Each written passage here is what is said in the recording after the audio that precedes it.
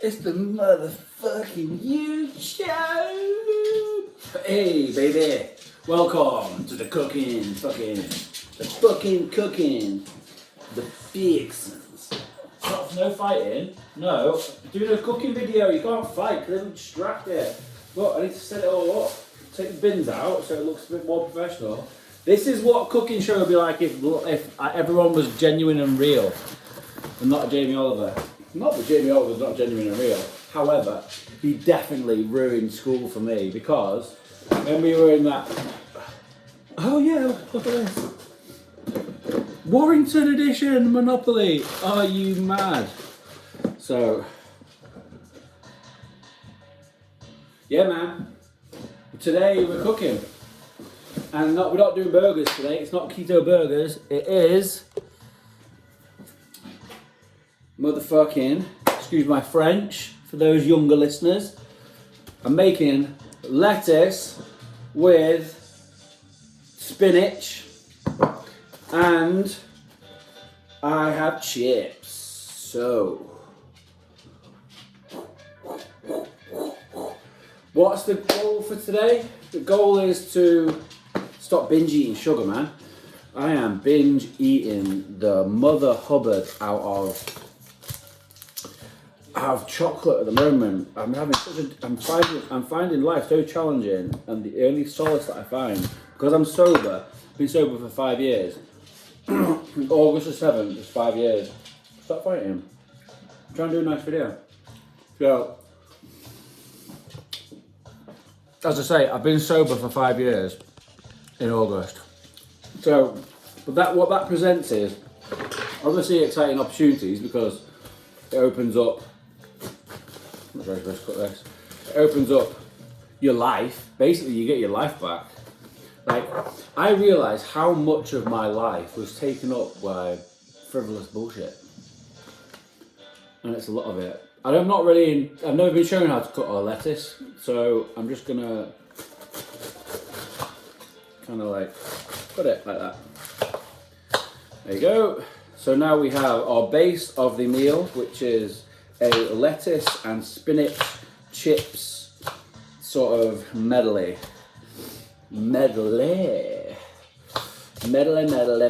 So now we have the spinach is washed and prepared, one I made earlier, and now we're going to add no, that's not spinach, that's lechuga. For those of you Spanish speaking watchers, listeners, vibers, lechuga, fresco.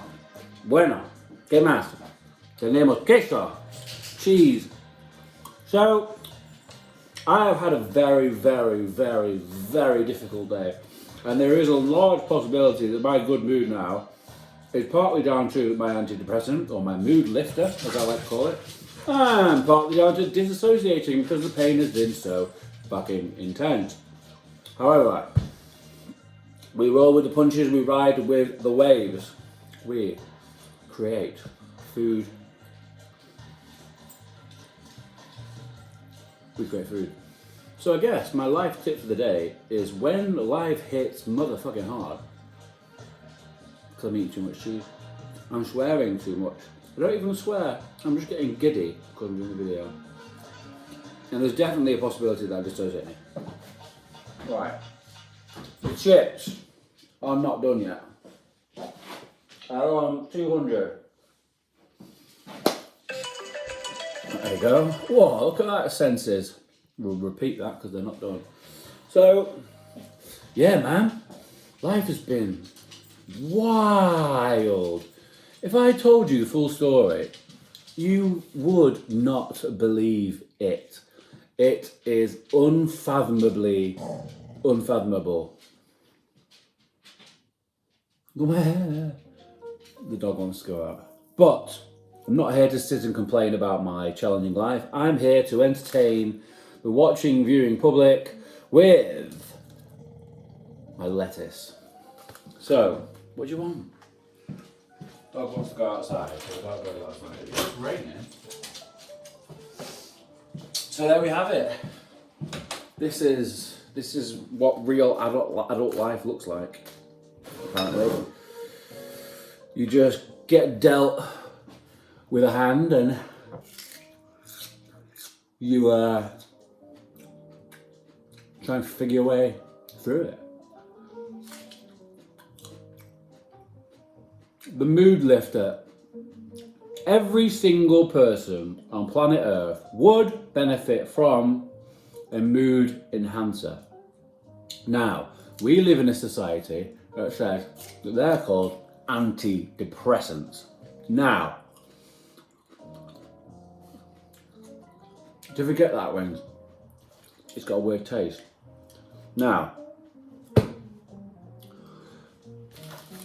I think that, oh, I spat then. I think that there is a very large possibility that the name antidepressant is somehow, some way, somewhat engineered so as to create this sort of negative aspect sphere of looking at it. If we looked at it as a mood enhancer, which everyone would benefit from, the boys are fighting. Biggie! Biggie! Honestly. Yeah, I do take an antidepressant. I take it at the moment because my life is incredibly wild. Not what I want, but I want to be settled and chilled. Fucking really badly. But I don't know, there's definitely stigmas about stuff. I've been dealing with like mental health stuff for a long time. And actually, really, what mental health stuff is, excuse me, is the manifestation of, the manifestation of your life. The things that happen in your life. I often think that depression, in inverted commas, because don't forget, mental health is a grey area. If you have a broken leg, you can see that your leg's broken. If you're feeling down about something or sad about something, that doesn't necessarily mean that you're a depressed person. And what even does that mean? The term a depressed person, what does that mean? Boys! They're going to ruin my new flowers. No fighting! Yeah, if you're having a hard time, then you should go and seek help. But the problem is, I took antidepressants when they first told me that I was having a hard time. And really, I wasn't looking after myself. How can you possibly be on form when you're not looking after yourself? So, actually, the only way to beat it, in terms of the ups and the downs, the only way is looking after yourself. And going and fixing whatever it is that's holding you back. Because I opened Pandora's box, to be fair. I had a repressed memory. But not most people won't have that. And going to therapy, talking through shit, is how you let it go. Because your parents, your family, they call it intergenerational trauma, that will be affecting you and everyone around you. And probably holding you back. Now, when you realise that is an exciting point. I really like lettuce. That's a really exciting place to be. Because if you can look at yourself and be like, I'm not perfect. I need to find out where my strengths and weaknesses are. I need to celebrate my weaknesses. I mean, celebrate my strengths and find my weaknesses so I can work on them so I can be more complete, useful, jobbable, what's it called, employable. Or actually, you can think of some really exciting ideas to do on your own. One thing that's really important is that really loaded people see that they make money work for them, they don't work for money. Money works for them, they don't work for money. And if you're swapping a time for money job and you don't love it, if you're a gardener, you're swapping time for money. So, what I would advise, even though I've got literally zero platform but lots of experience because I've seen lots of different shit, is to side hustle. There's loads of different things you can do. It's never been easier with the internet and social media and stuff. Especially TikTok. I don't use TikTok, but I heard that spam posting on TikTok is a really useful way of building an audience and then selling into that audience. When I read Richard Branson's autobiography, I skimmed through it because he likes the sound of his own voice a little bit.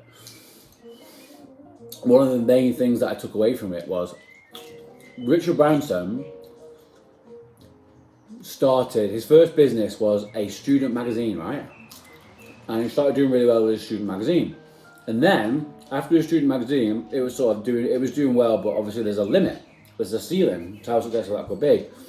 He realised that he started selling the CDs, which became Virgin Records.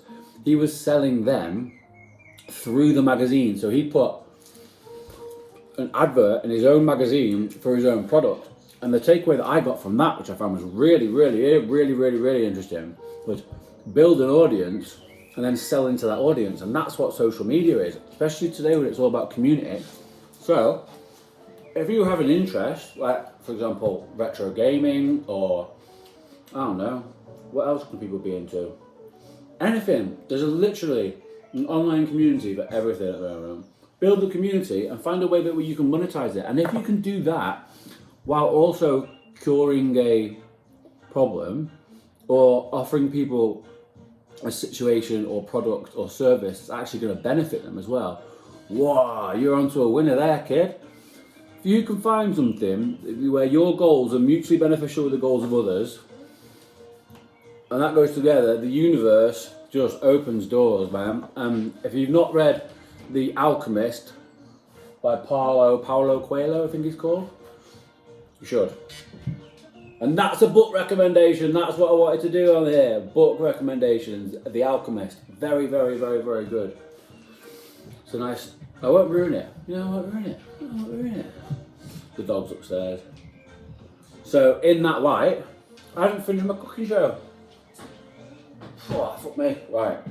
The chips are nearly ready. So, I need a Tito, which the dogs have run off with. Biggie, downstairs please, you got dirty feet! Honestly. Right, we'll get one of these things, and then wham bam, thank you ma'am. Let's cook. You've got dirty feet, why are you running upstairs?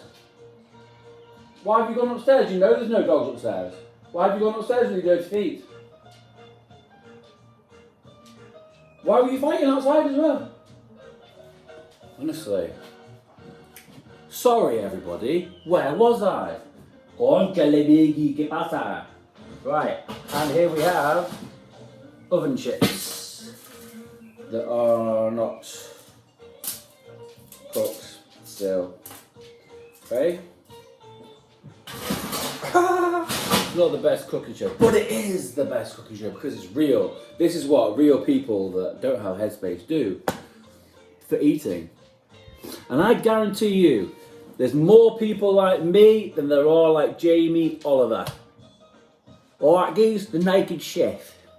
So, what other life advice I've got for you? Because I really want to tie it in and like complete the whole cooking, talking, dogs, life advice. I think that is something that I would watch. And it may seem like I'm trying to sell you a used car right now. Maybe I am. I do actually have used cars for sale and for hire, if you so please. Warrington Car Hire, check us out on Facebook. So yeah man, life can be daunting. Starting new stuff is daunting as well. Going to new places. I've been meaning to go to a new boxing gym for a long time. I'm a little bit injured still at the moment. And I don't want to push it. Because if I push it, then I'm one step forward, two steps back. And it's very important for my well-being and my mental health and my physical health that I can train and punch the heavy bag at the very least. So that's what I need to do. But I get social anxiety, right? So because of what happened to me, I end up getting a lot of panic attacks. So there was like this is when my partner literally saved my life. So I had this repressed memory and I was like, my life just like hit me for 6 sex, hit me for sex. Well, hit me, it's ironic, hit me for 6, right? So I've got, boys, no fighting. So I've had this horrible memory come back, and I've taken myself off, right, to Spain to heal. And literally from, when was it? I had to go and get my visa again. I had to go and get a visa, so it was from October, November. I went to live in Spain in October. In the November, that's when the panic attacks happened. I had a huge panic attack in Euston Station. Everyone just walked past me. It was like, fucking London, man. So, what was I saying? So yeah, I was having panic attacks, but I was having them all the time. I couldn't leave the house without having like a crazy intense panic attack. And it was because, obviously, what happened to me, I was unsafe and I felt unsafe, and it was fear-based. So then when I would go outside, I'm bear in mind, I'm 32 at this point.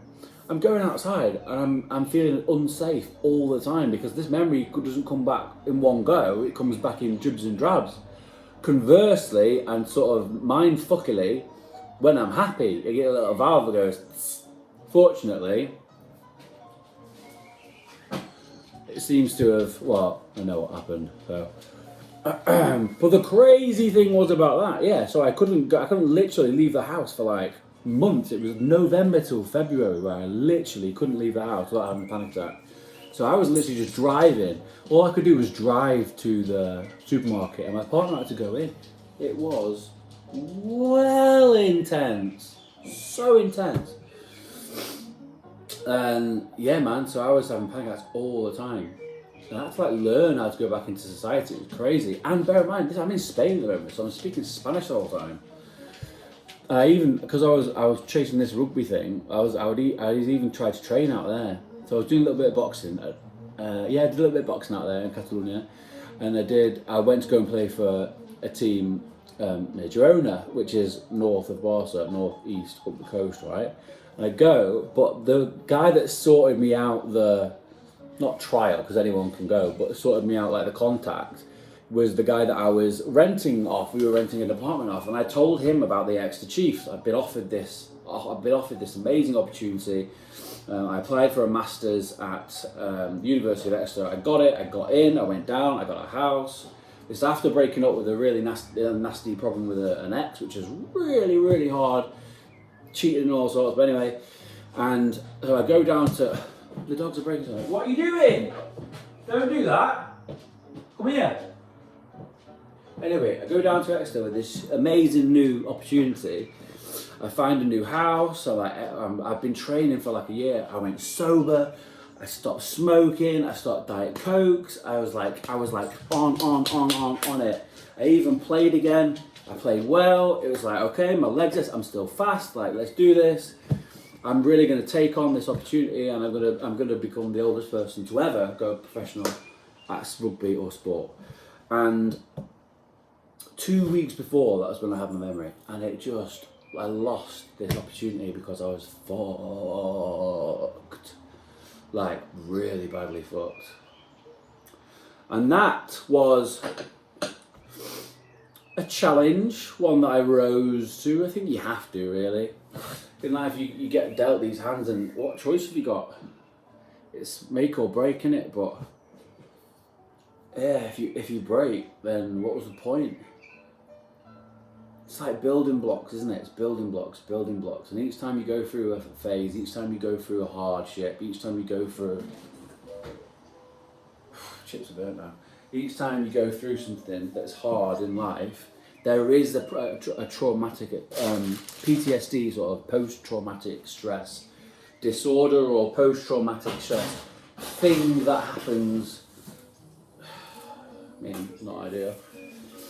Post-traumatic thing that happens, and you go through a process, especially no matter how small it is, and people can sort of like, when a baby has an ice cream and the ice cream falls on the floor, that baby cries because to that baby that's a really big deal. The ice cream's falling on the floor, and everything's relative like that. So we can say, we can look and we can judge, and we can be like, okay, a certain person with a silver spoon is upset by something, and it's like, if you're looking at it from a have-not position,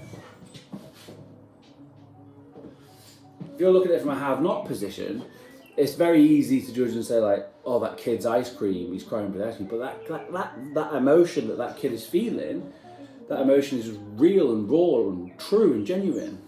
So everything's relative. So in life, you go through tribulations, and it doesn't matter. You can't. What I'm trying to say, you can't compare to other people, right? Here we have the lettuce and salad. I need some sort of sauce. So when hardships happen, it's all about how you look at it. Basically, it's all about how you look at it. So there's a phrase. I had a friend of mine who committed suicide a few years ago. R.I.P. Danny Farr. And during that process, I wasn't super close to Danny. He was a good guy, and I was friends with him. But one of my other close friends was his best mate, and I realised in that process that suicide doesn't cure the pain; it just passes it on to somebody else. And this is by no means meant to be judgmental to anyone that's tapped out, because trust me, I'm going to use katsu wagamama sauce and a little bit of oil, a little bit of peri salt, I think. La la la. Oh shit. La la la la. Yeah, it feels like tapping out. Oh man, tapping out. It almost feels liberating. The sense of having that power to tap out when it all gets too much. But I have a child, a very beautiful young boy, and he adores me, and I adore him even more. So, how are we going to do this? Nah, that's not possible. Not even cooked. Some of them are burnt, some of them are not cooked. Oh. Right, put the burnt ones on there. So, I don't really have that option anymore, which I just couldn't do that to him. I've thought about it quite a bit in the last few days. Like, honestly, like, the wildness of my story is wild. So, yeah, man. Yeah, I need to be more serious about this. I'm doing my whole presenter funny thing, but like genuinely, like shit does happen, and it's not to be joked about. There are going to be times where people, whoever it is, me specifically, feels like, what's the point? It's overwhelming, it's on top, it's unforgiving, it's an avocado. And no, I shouldn't joke when it comes to suicide, because it's a really serious thing. And a lot of young men die from it, a lot. And it's important that we're able to speak openly, but in order to do that, someone needs to do that. And, fortunately, I seem to have found myself in a position where I believe that I have a lot of very nuanced and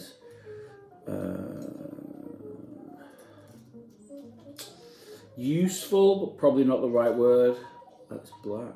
Useful sort of knowledge that I've built up over time, because like I did the whole party thing. I literally did the party thing and did the party thing and did the party thing.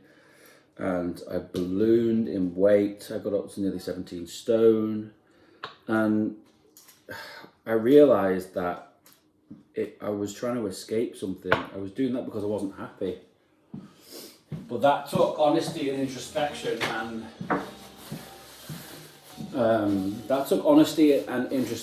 and that is incredibly, it can be incredibly challenging, but it's also incredibly liberating. And the problem that I found was that when I did sort myself out, stop drinking, the phone stopped going, and then I was stuck in this position of like, which I know some people have reached out. I post on LinkedIn sometimes about sobriety and turn your life around, things like that.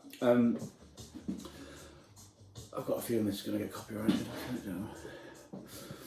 And yeah, it's I lost trail of thought a bit. Sobriety, yeah, it is. I realised when the phone stopped going that, oh, this is tough. Oh yeah, and people have reached out to me, and when they reach out, a lot of the thing is like, how do you literally do it? And especially in England, we have this culture, Sriracha Mayo. We have this culture of socialising means going out and getting hammered because we've got disposable income, and frankly, it's fun. And I was very, very, very, very good at it. That was actually a really big problem with me stopping. I was so good at it, getting pissed and meeting people and being silly. I guess why did I not feel the confidence to do that without getting pissed? Anyway, I don't know. I was trying to escape, and it turns out I just wasn't happy. And I wasn't happy because there's anything wrong with me or I'm this crazy mental person. You know, and that gets bandied around a lot, this stigma.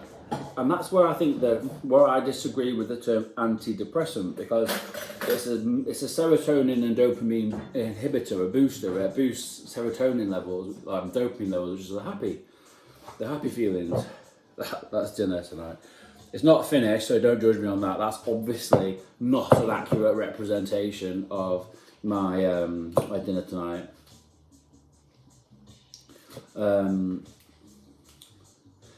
But yeah, we have this culture of drinking, and that's like a big part of it.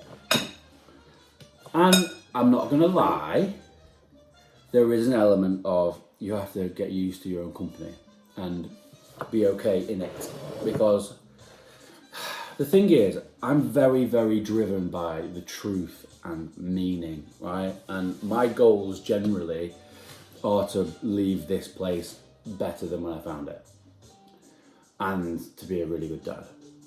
Those two things, well, being a good dad's the most important thing to me in the whole entire world. That boy, honestly. So that's been really difficult, not having the opportunity to be the father that I want to be to him.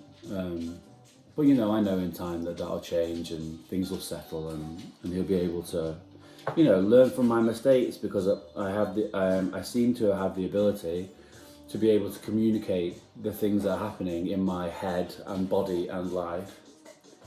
Biggie, what you doing? So,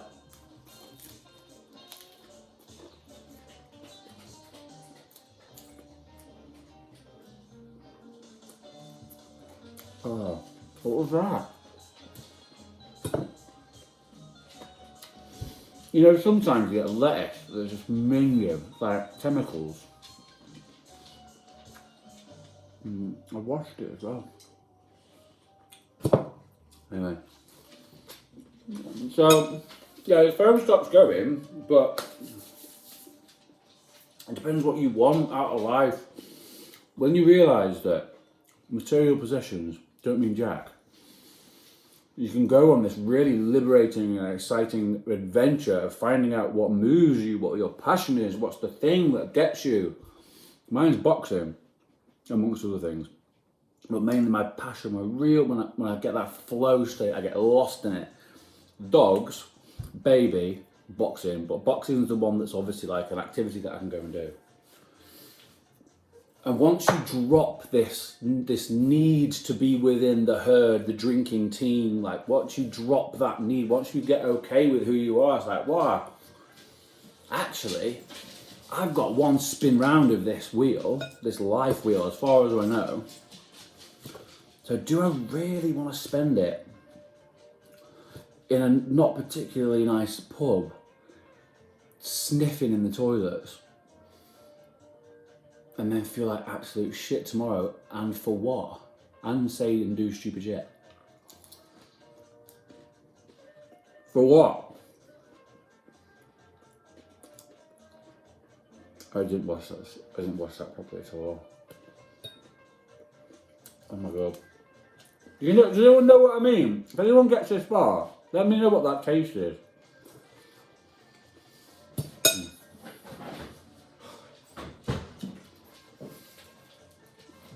That seems to be what people reach out to me most about, the social aspect. How do you go to social events? Oh, okay. Looking better. How do you go to social events without doing it?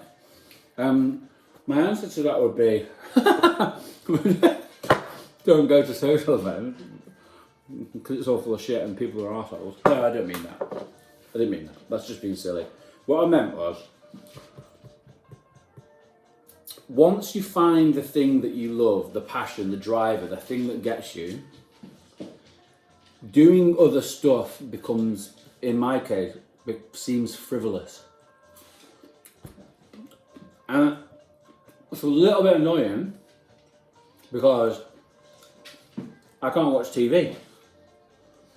Literally, so I get so bored so quickly. The only things I can watch is my wrestling, my old school wrestling, and boxing fights occasionally, or people talking about boxing. The rest, I can't watch it. Series and all that, I can't do it because it's not conducive to my goals, which is whatever they are. And you can find those goals as well. You can find a side hustle, you can find a passion, you can find an athletic pursuit, and then that can drive you to mean that you're not wasting your time on frivolous shit as well. And imagine if we all did that so much. We raise our consciousness to understand that there's more to this.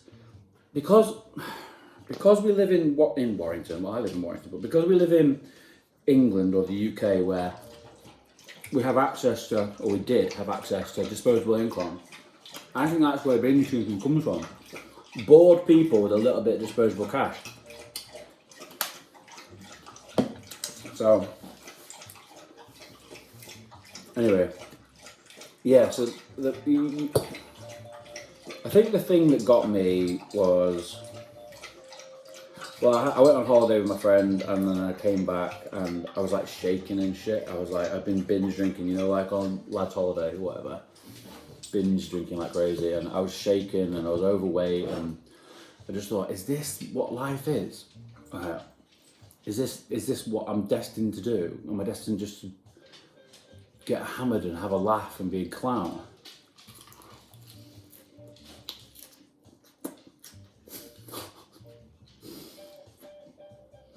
That was good timing.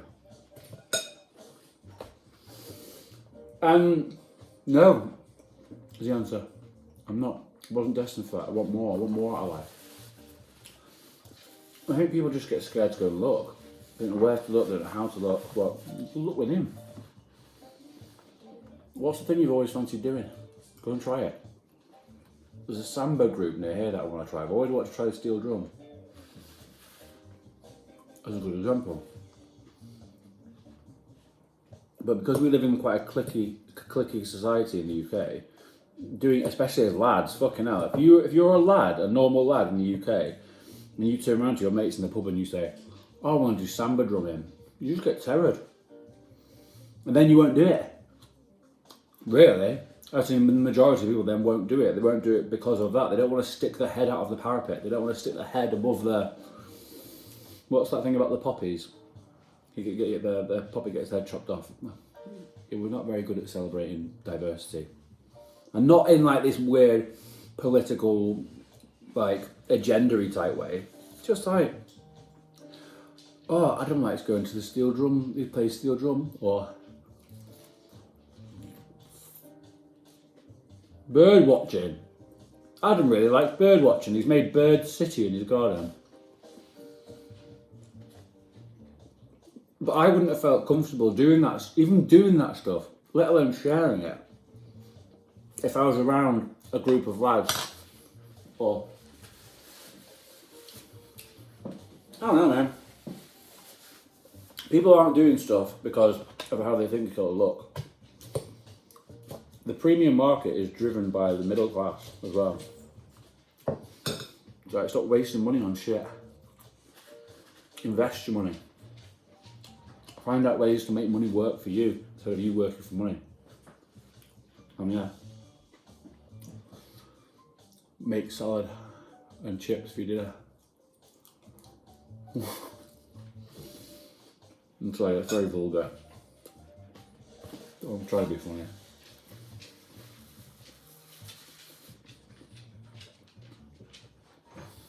In life,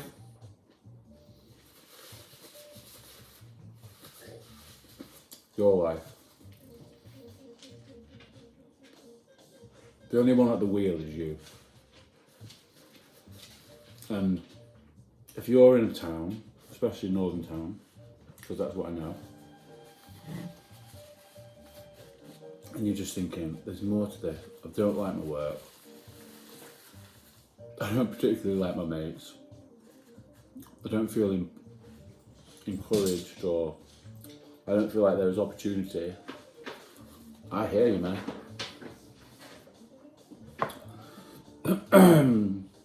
But try and step out of the herd. Try and think for yourself. Try and be like, what do I like? And then go and find what you like and then do loads of it. And it might take trying lots of different things. I really enjoyed the indoor climbing centre. Stuff like that. It is possible to make moves. It's just having the confidence and the education. Education is probably one word. But the resources and whatever guise that might be, in order to go and chase dreams.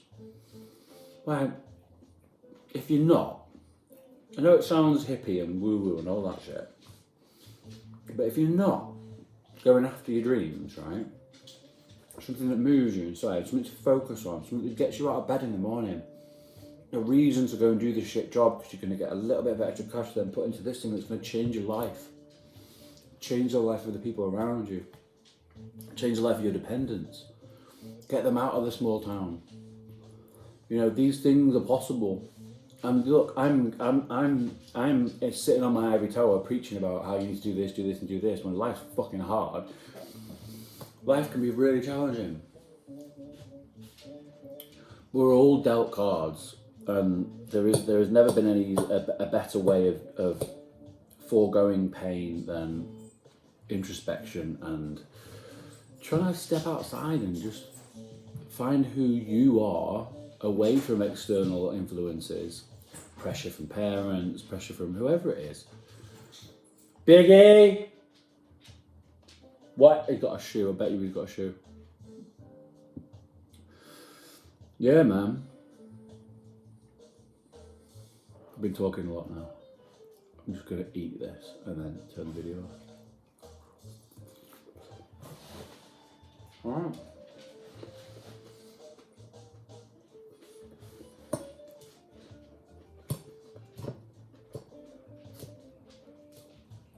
I guess I just feel sad for other people that don't have hope. Because, like, it's not the hope that kills you. It's the hope that keeps you going. And if you haven't got any, what is life? Monotonous trudge? But no. Doesn't have to be. But it might be uncomfortable, like a new pair of shoes. Changing a life is like a new pair of shoes. New pair of Doc Martens.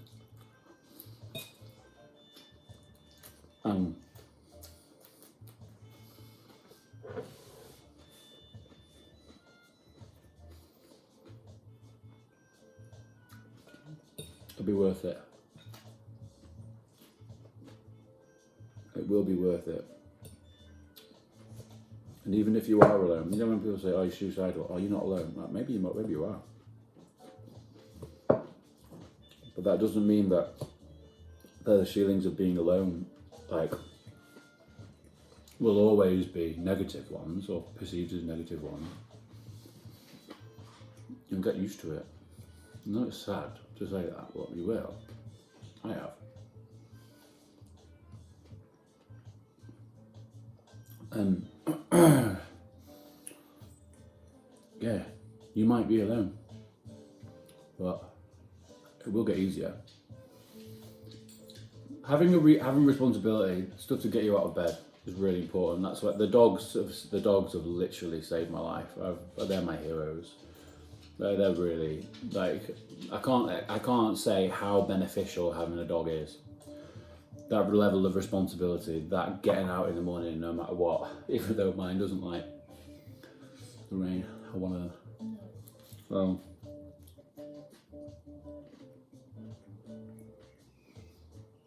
yeah, you might be alone, but you'll get used to it. And then when you're working on your passions, you kind of forget the bad bit. Kind of. I've used this analogy before about you're still on the beach, you're watching a storm in the distance but you can't hear it. You can see it but you can't hear it. And that's what like tough times is in life. Like you'll go through the ringer and you'll all like, so for example, the example that I have of my repressed memory, I look back on that now and I know it was there, I know it was fierce, I know how difficult those 3 or 4 months panic attacks were. Or whatever the situation is that you're in, even if it was very, very, very intense, it'll always have been intense. And you look back on it and you can see the storm, you know it was intense. But you can't hear the thunder anymore. You can see the lightning, you know it's there, but you can't hear it anymore. And I suppose that's a really good analogy for what's going on in your body and mind in those moments. And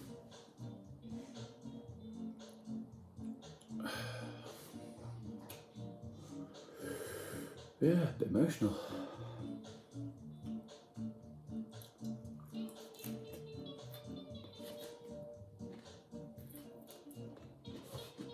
I've got another bad bag. What is that? Excuse me. Sometimes you get lettuce and it's really, really minging. Like chemicals. Right. I'm sick of sounding my own voice now. Goodbye, internet. That horrible cliche of pressure makes diamonds. It's kind of true. Stick with it. Stick with it. You at home watching, stick with it. Find what you want to do and then go and do it. Bye, internet. Goodbye, internet.